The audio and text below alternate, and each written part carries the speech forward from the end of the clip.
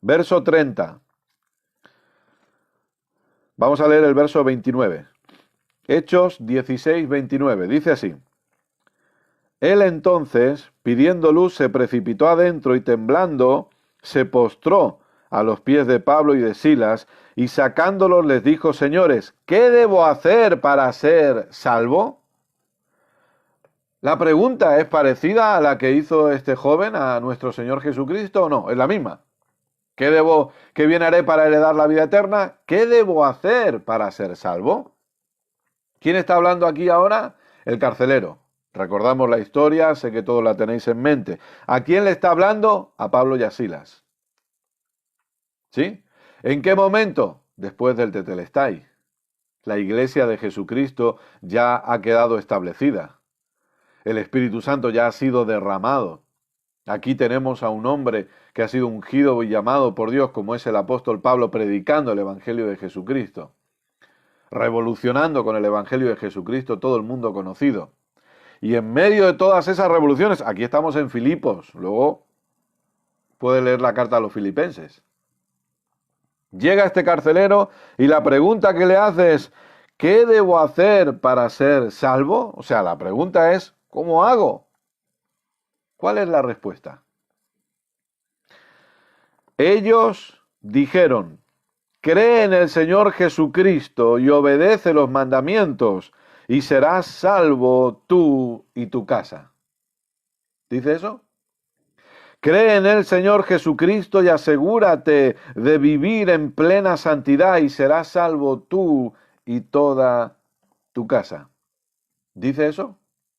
Cree en el Señor Jesucristo, no dejes de congregarte, no dejes de ayunar, no dejes de hacer vigilias, no dejes de diezmar y de ofrendar y serás salvo tú y toda tu casa. ¿Dice eso? Supongo que estáis leyendo vuestra Biblia, ¿verdad?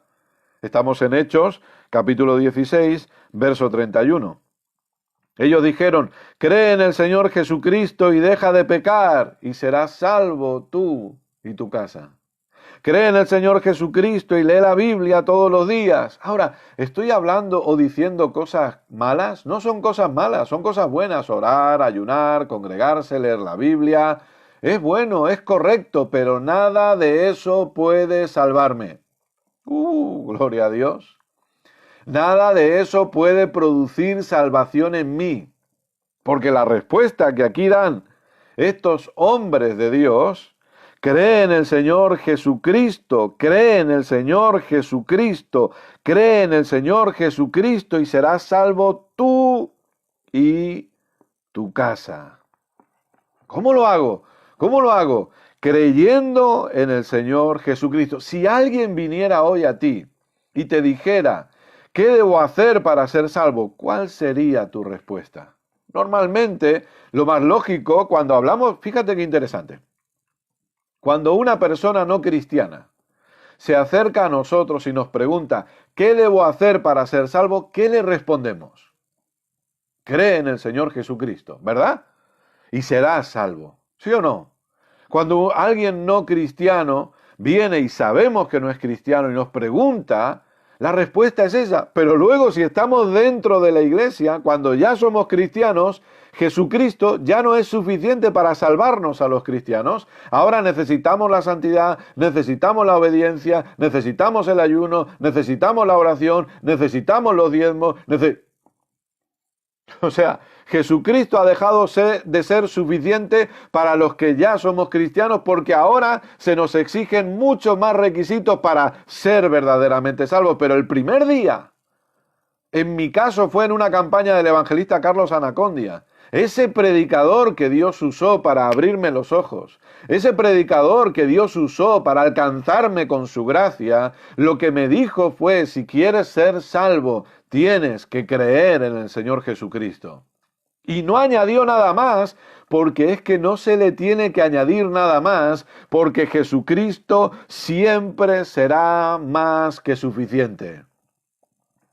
Entonces, ¿cómo vemos la salvación a la luz del nuevo pacto? ¿Cómo vemos la salvación a la luz del tiempo que estamos viviendo? En Jesucristo solamente seré salvo, sin añadiduras. Gloria a Dios porque podemos orar. Gloria a Dios porque podemos congregarnos. Gloria a Dios porque podemos ayunar, porque dejamos de pecar. Gloria a Dios porque servimos a Dios. Todo lo que usted quiera, pero nada de eso me salva. Y mi seguridad de salvación no debería estar en ninguna de esas cosas. Mi seguridad de salvación debería estar solamente en Jesucristo. Si mi seguridad de salvación está en no fallar nunca en la congregación, ¿qué pasa ahora?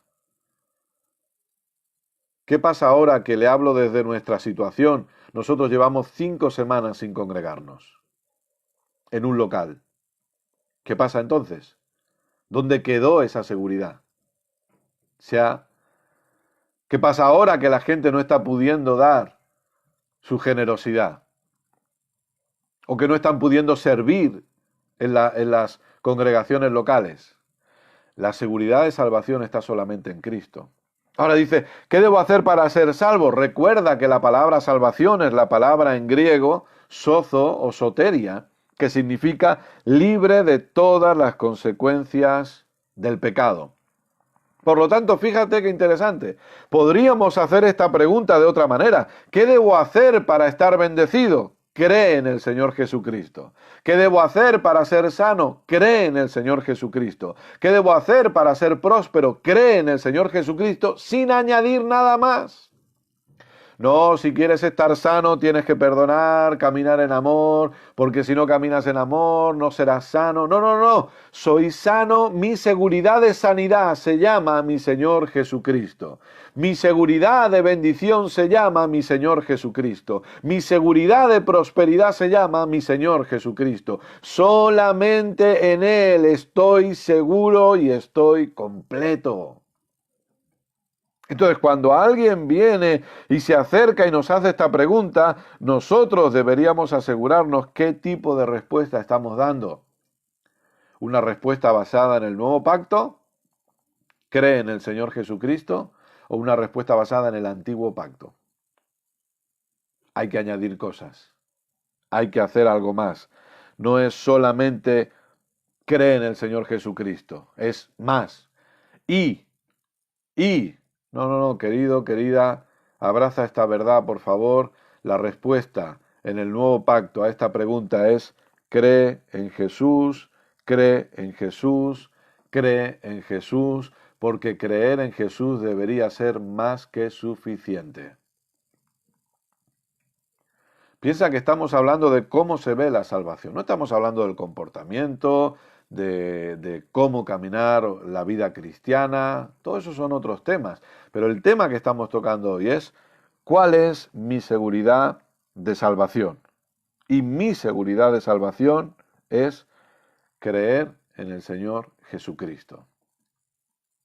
Qué bueno que cada vez más podamos abrazar esta verdad, que cada vez más y más personas en todo el mundo podamos escuchar estas cosas y abrazar la realidad de que Jesucristo siempre seguirá siendo más que suficiente para nosotros y que ninguno de nosotros va a poder superar ni añadirle algo a la obra completa de nuestro Señor Jesucristo. Esa es la realidad.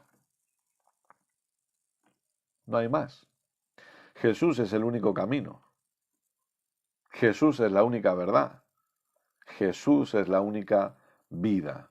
Y cuando nosotros vamos creciendo y entendiendo cada vez más la verdad de nuestro Señor Jesucristo y abrazamos esta realidad, yo no tengo nada que añadirle, sino que estoy plenamente confiado, convencido que en Jesús está todo lo que necesito para ser salvo.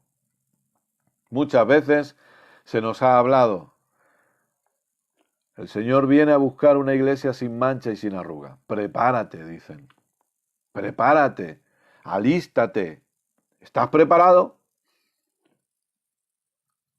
¿Sabes qué? Todos los que estamos en Cristo estamos más que preparados, porque no nos preparamos a nosotros mismos, sino que Él nos ha preparado para Él. Yo no me plancho a mí mismo, no me lavo a mí mismo. Es la sangre de Cristo la que me limpió y me mantiene limpio y sin arrugas. ¿Cuántas veces escuché yo en mi adolescencia y en mi juventud? Hay que estar limpios y sin arrugas, sin mancha y sin arruga, porque si no te quedas, porque si no te quedas. Gloria a Dios por la verdad del Evangelio. Gloria a Dios por la verdad del Evangelio predicado. Y saber que ahora mi seguridad, yo estoy sin mancha y sin arruga, no gracias a lo que yo hago, sino gracias a lo que Jesucristo hizo por mí. Yo puedo estar seguro, puedo vivir confiado, gloria sea a Dios, porque mi seguridad y mi confianza se llama Jesucristo. Y esa obra completa que Él hizo a mi favor, y a tu favor, y a favor de todo el mundo. Amén.